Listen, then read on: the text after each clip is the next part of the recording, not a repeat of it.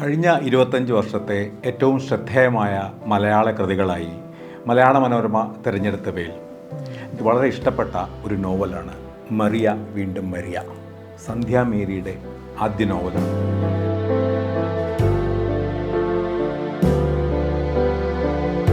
സന്ധ്യ Mary ഒരു പത്രപ്രവർത്തകയാണ്, ചെറുകഥകൾ എഴുതിയിട്ടുള്ള ആളാണ്. ഇതാണ് ആദ്യത്തെ നോവൽ.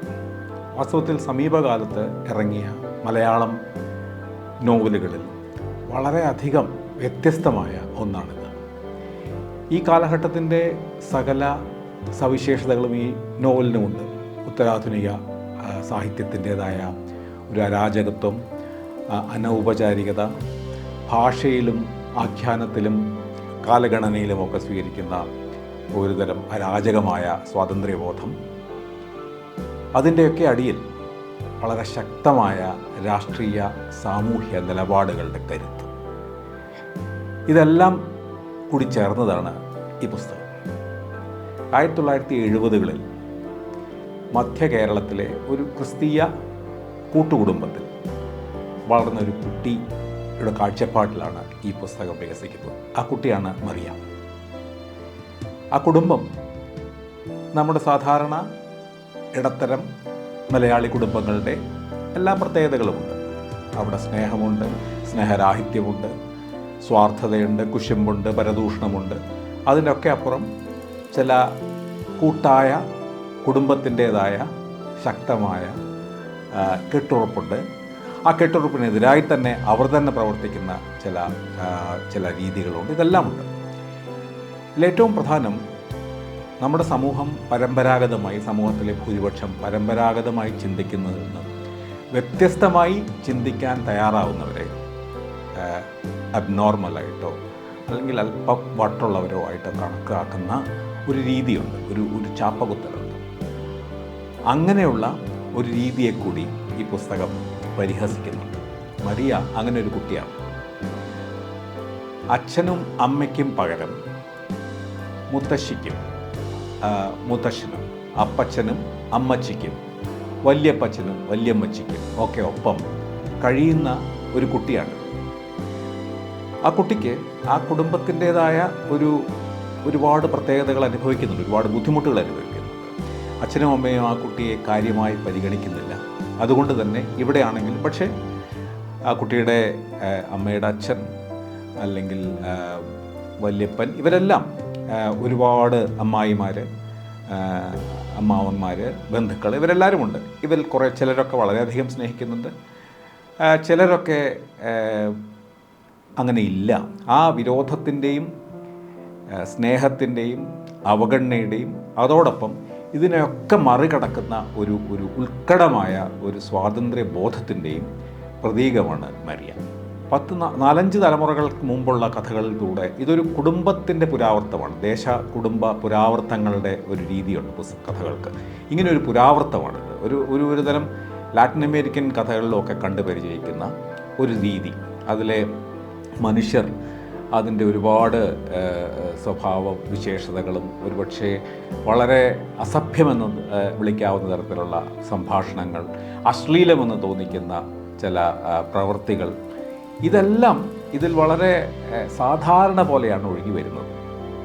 അതിനൊക്കെ അടിയിൽ ആ കാലഘട്ടത്തിൻ്റെ രാഷ്ട്രീയവും സാമൂഹ്യവും ഒക്കെ ആയിട്ടുള്ള ചില നിലപാടുകൾ, വളരെ പ്രതിലോമകരമായ ചില നിലപാടുകൾ, വളരെ പുരോഗമനപരമായ ചില നിലപാടുകൾ, ഇതെല്ലാം ഇതിലൂടെ മറിയുന്നുണ്ട്. ഇതിൻ്റെയൊക്കെ അടിയിൽ ഈ മറിയ അല്ലെങ്കിൽ ഇതിൻ്റെ ഗ്രന്ഥകർത്തി സ്വീകരിക്കുന്ന ഒരു നിലപാടും, ഒരു രാഷ്ട്രീയ നിലപാടും, ഒരു സാമൂഹ്യ നിലപാടും ഇതിൽ വെളിപ്പെടുന്നുണ്ട്. ഇതിൽ മനുഷ്യർ മാത്രമല്ല, മൃഗങ്ങൾ സംസാരിക്കുന്നുണ്ട്, തത്തകൾ സംസാരിക്കുന്നുണ്ട്. ഇടയ്ക്കിടയ്ക്ക് കർത്താവ് തന്നെ ജീവിതത്തിലേക്ക് ഇറങ്ങി വരുന്നുണ്ട്. ഗീവർഗീസ് സഹദ എന്ന പുണ്യവാളൻ ഇറങ്ങി വരുന്നുണ്ട്. അതിനോടൊപ്പം അവരെയെല്ലാം ഈ സമൂഹത്തിൻ്റെ ചില പരമ്പരാഗതമായ ധാരണകളെ വെല്ലുവിളിക്കുകയും അതിനെ പരിഹസിക്കുകയും ഒക്കെ ചെയ്യുന്ന ഒരുപാട് കഥാപാത്രങ്ങളുണ്ട്. മറിയയുടെ വല്യമ്മയുടെ അമ്മ, അല്ല അച്ഛൻ്റെ അമ്മ, അങ്ങനെ 2 തലമുറയ്ക്ക് മുമ്പുള്ള ഒരു കാരണവത്തിയാണ് പ്രവചനക്കാരി മാത്തിരി. ഈ പ്രവചനക്കാരി മാത്തിരി ഒരുപാട് വളരെ അസാധാരണമായും അതിശക്തമായ ഒരു കഥാപാത്രമാണ്. ബൈബിൾ തിരുത്തി എഴുതാനും ദൈവങ്ങളെയും പുരോഹിതരെയും സഭയുടെയും ഒക്കെയുള്ള ഇരട്ടത്താപ്പ് തുറന്നു കാണിക്കാനുമൊക്കെ ഒരു മടിയുമില്ലാത്ത ഒരു ധീരയായ ഒരു മുത്തശ്ശിയാണ്.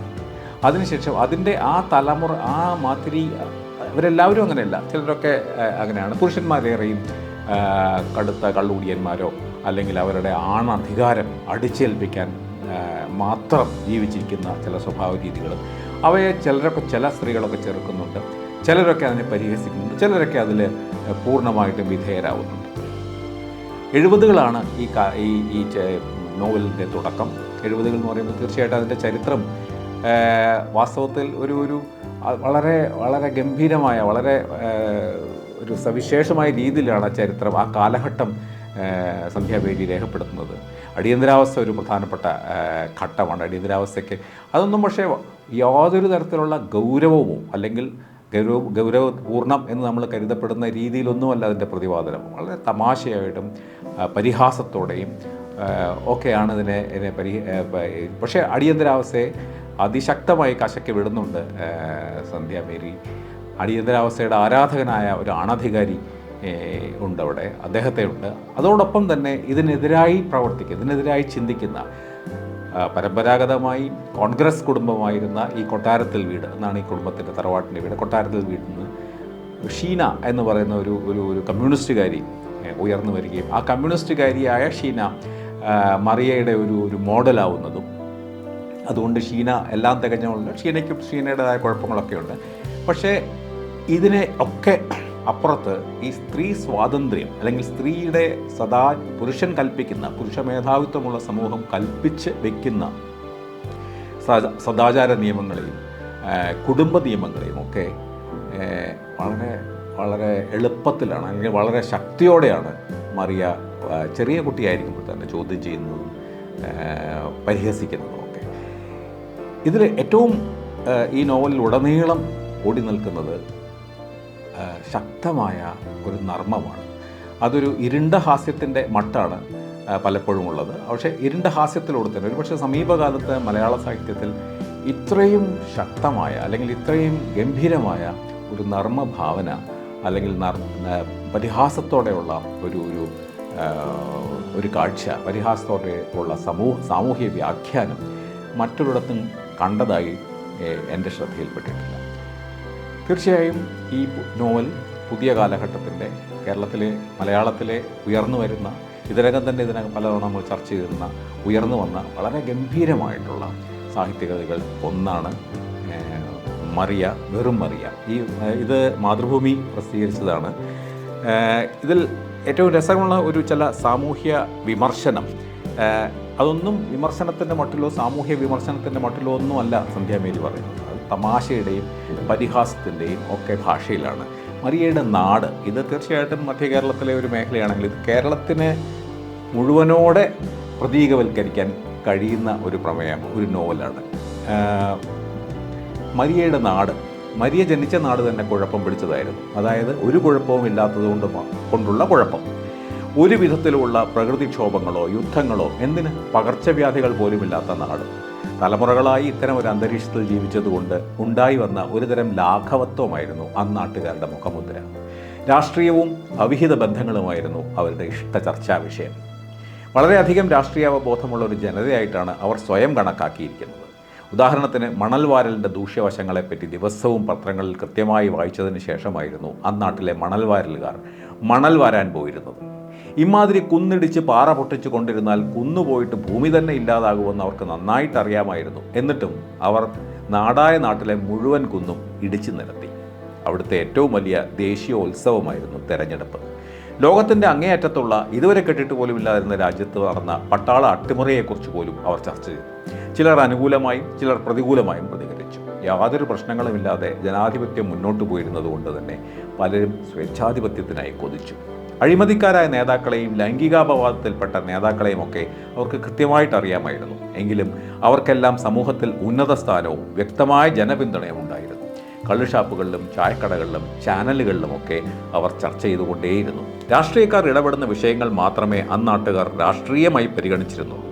മുക്കിനുണ്ടായിരുന്ന ന്യൂസ് ചാനലുകളാകട്ടെ തെരുവിൽ പോലീസും വിദ്യാർത്ഥികളും ഏതെങ്കിലും ഒരു ഡൂഗ്ലി വിഷയത്തിൻ്റെ പേരിൽ, വലിയ വിഷയങ്ങളൊന്നും അവർക്കുണ്ടായിരുന്നില്ല, ഏറ്റുമുട്ടി നിസാര പരിക്കുകൾ ഉണ്ടാവുമ്പോൾ പോലും ബ്രേക്കിംഗ് ന്യൂസ് എന്നെഴുതിക്കാട്ടി. വീണ് കിട്ടുന്ന അപകടങ്ങൾ ഉൾപ്പെടെയുള്ള എല്ലാ അവസരങ്ങളും അവരിങ്ങനെ ആഘോഷിച്ചു കൊണ്ടിരുന്നു. അവർ വളരെയധികം ദേശഭക്തിയുള്ളവരായിരുന്നു. ദേശീയഗാനം പാടുമ്പോഴൊക്കെ അവർ അറ്റൻഷനായി നിന്നു. സ്വാതന്ത്ര്യദിനത്തിൽ വണ്ടികളിലൊക്കെ ദേശീയ പതാക കുത്തി പറവറത്തി. എല്ലാ റിപ്പബ്ലിക് ദിനത്തിലും സ്വാതന്ത്ര്യ ദിനത്തിലും ഒരാചാരമെന്നോണം ഗാന്ധി സിനിമ കണ്ടു. മാതൃഭാഷ ഇംഗ്ലീഷാണെന്ന വണ്ണം അവരുടെ കുട്ടികൾ ഇംഗ്ലീഷിനെ സ്നേഹിച്ചു. കുട്ടികൾ ഇംഗ്ലീഷ് പറയുന്നത് കേട്ട് മാതാപിതാക്കളുടെ രോമം എഴുന്നേറ്റ് നിന്നു. ഒരു ജലദോഷപ്പനി വന്നപ്പോൾ പോലും അവർ കുട്ടക്കണക്കിന് ഇംഗ്ലീഷ് മരുന്ന് കഴിച്ചു. അവരുടെ ജീവിത നിലവാരം അമേരിക്കയ്ക്ക് തുല്യമാണെന്ന് തരം കിട്ടുമ്പോഴൊക്കെ അവർ വീമ്പ് പറഞ്ഞു. ഇതിലൊക്കെ ഉപരിയായി അടിയന്തരാവസ്ഥയ്ക്ക് ശേഷം വന്ന ആദ്യ തെരഞ്ഞെടുപ്പിൽ രാജ്യത്തെ നിരക്ഷരരും പട്ടിണി പാവങ്ങളുമായ സകലമാന ജനങ്ങളും അടിയന്തരാവസ്ഥ പാർട്ടിയെയും അവരുടെ നേതാവിനെയും പാഠം പഠിപ്പിച്ചപ്പോൾ സ്വേച്ഛാധിപതിയായ പ്രധാനമന്ത്രിയുടെ പാർട്ടിക്ക് വൻ ഭൂരിപക്ഷം നൽകിയ രാജ്യത്തെ ഒരേ ഒരു പ്രദേശമായിരുന്നു അവരുടേത്. ലോകഭൂപടത്തിൽ ഈ നാട് കേരളം എന്നറിയപ്പെട്ടു. വാസ്തവത്തിൽ വർത്തമാനകാല കേരളത്തിൻ്റെ, പ്രത്യേകിച്ചും അതിലെ മധ്യവർഗ മേധാവിത്വം വഹിക്കുന്ന കേരളീയ സമൂഹത്തിൻ്റെ ഇരട്ടത്താപ്പുകളും പൊള്ളത്തരങ്ങളും എല്ലാം കാപട്യങ്ങളുമൊക്കെ വാസ്തവത്തിൽ ഈ മരിയ വീണ്ടും മരിയയിൽ വിശദമായി തുറന്നു കാട്ടപ്പെടുന്നുണ്ട്. ഇത് 2024 ഏറ്റവും മികച്ച പരിഭാഷാകൃതിക്കുള്ള വളരെ പ്രശസ്തമായ ക്രോസ് വേർഡ് ബുക്ക് അവാർഡ് ലഭിച്ചതാണ്. ജയശ്രീ കളത്തിലാണ് ഇതിൽ ഇംഗ്ലീഷിലേക്ക് തർജ്ജമ ചെയ്തിരിക്കുന്നത്. ആ തർജ്ജമയ്ക്കാണ് ഈ അവാർഡ്. 2025 മാതൃഭൂമിയുടെ ബുക്ക് ഓഫ് ദ ഇയർ, ഈ വർഷത്തെ ഏറ്റവും മികച്ച പുസ്തകത്തിന് ഈ അവാർഡിന് ഈ പുസ്തകം അർഹമായിട്ടുണ്ട്. വളരെ ഗംഭീരമായ ഒരു കൃതിയാണ് സന്ധ്യ മേരിയുടെ മരിയ വീണ്ടും മരിയ.